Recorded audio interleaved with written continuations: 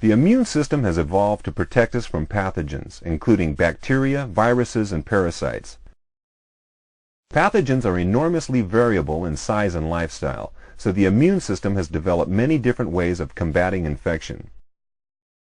The cells which mediate immune reactions are the white blood cells, or leukocytes, that are distributed throughout the body in the various lymphoid organs, including the lymph nodes, spleen, and Peyer's patches in the gut.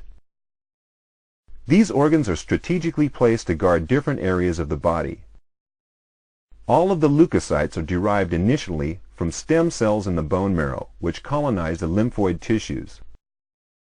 There is considerable cell traffic between the various lymphoid tissues. You can learn about the cells, the lymphoid organs, and the patterns of leukocyte migration in a unit identified by this icon.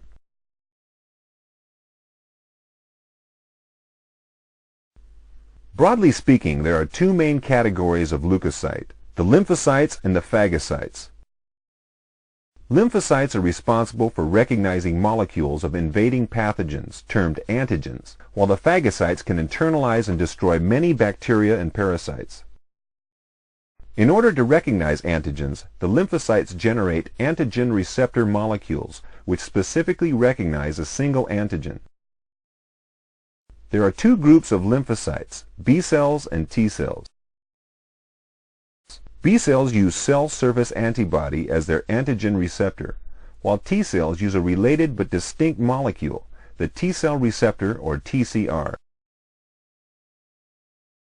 Each T cell or B cell recognizes just one antigen, but the population as a whole can recognize any antigen that a pathogen may produce. The structures of the antigen receptor molecules and the way in which diverse receptors are generated from their genes are explained in this unit.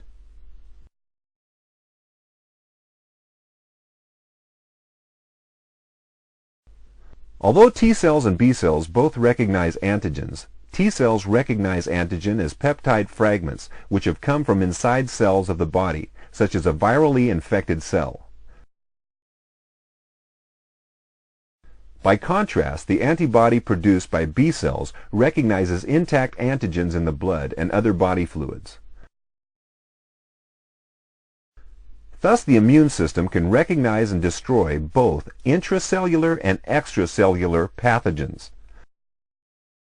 Find out how different pathogens are tackled in the units on bacteria and viruses.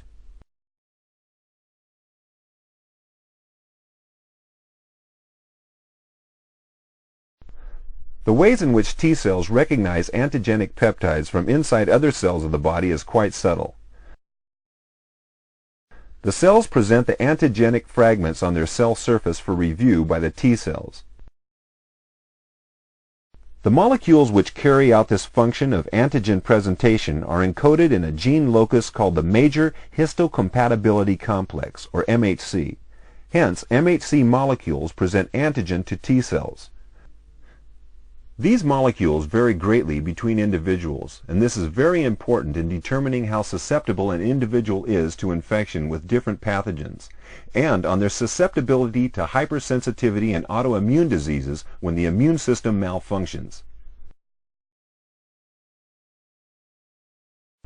The genes of the major histocompatibility complex and the molecules they encode are detailed in one unit,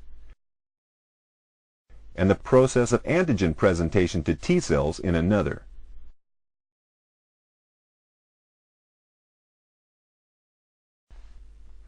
Of course, it is absolutely essential that T cells are able to correctly identify antigenic molecules derived from the pathogens and distinguish them from molecules derived from the body's own tissues, particularly since the pathogens are doing their best to avoid being recognized by the immune system.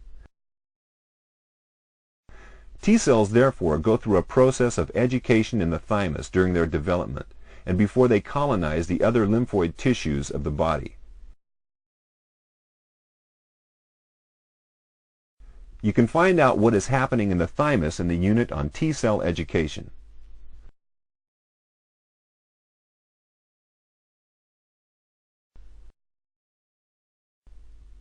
The process of lymphocyte development occurs in such a way that a single lymphocyte has a homogeneous set of receptors which can recognize just one antigen. This is true for the T cell receptor on T cells and for antibody on B cells. Although a single cell can only recognize one antigen, there is an enormous number of different lymphocytes, each capable of recognizing different antigens. But one consequence of this is that the number of cells which can recognize any particular pathogen is quite small. Hence, the first thing that the immune system must do after contacting antigen is to expand the number of cells which can recognize it and react against it. Clones of cells which recognize the antigen are driven to divide and differentiate. This process occurs mainly in the lymphoid tissues and is described as clonal selection. See the unit designated by this symbol.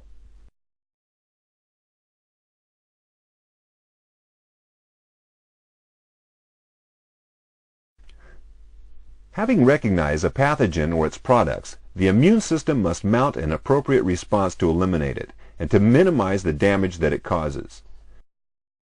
Different types of response are appropriate for different groups of pathogens, but first the immune defenses must be mobilized to the appropriate site. This is seen in the process of inflammation, which brings leukocytes and serum molecules, including antibodies, to a site of infection. The process is controlled by inflammatory mediators released from special cells in the tissues termed mast cells. In addition, the blood plasma contains molecules of the kinin and complement systems, which become activated at sites of inflammation and control different aspects of the process.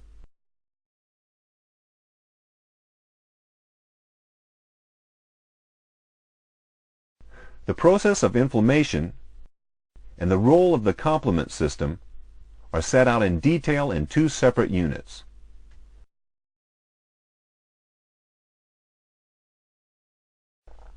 Once phagocytes have migrated into the tissues at sites of inflammation, they move towards the site of infection under the influence of a new group of inflammatory mediators, which include fragments of complement components and chemokines.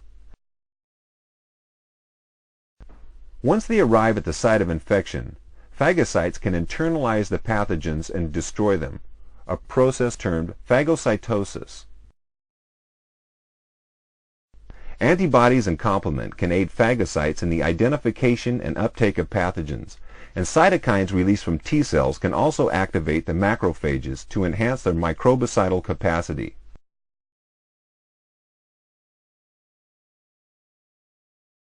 The ways in which phagocytes reach inflammatory sites and handle pathogenic bacteria are detailed in a unit with this icon.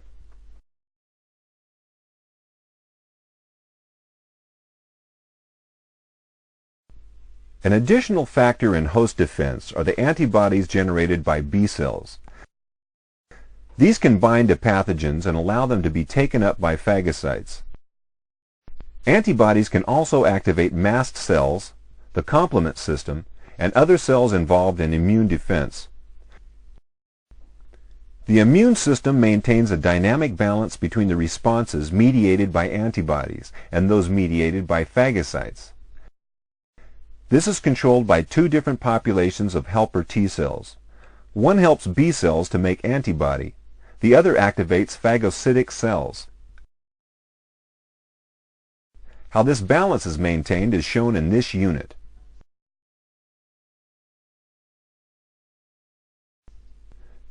Regulation of the immune system is simple in principle.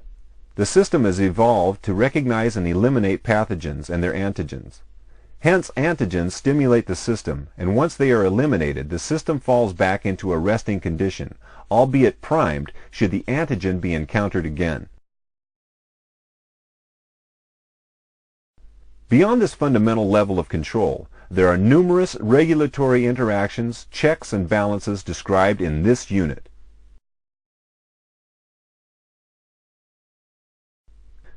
The immune system is essential for survival in an environment where pathogenic microorganisms are present. However, there are conditions where the immune system breaks down. This can occur in one of three main ways. Immunodeficiency. Absence of any of the elements of the immune system may make an individual more susceptible to infection with particular pathogens. Autoimmune diseases. In these conditions, the immune system recognizes and reacts against the body's own tissues. Many organs or tissues may become subject to this misdirected attack. Hypersensitivity diseases. In these conditions, the immune system accurately recognizes a foreign antigen, but makes a response out of proportion to the threat it poses. The immune system produces more damage than the pathogen or antigen. This whole area is called immunopathology, and the principal diseases are described in their own unit.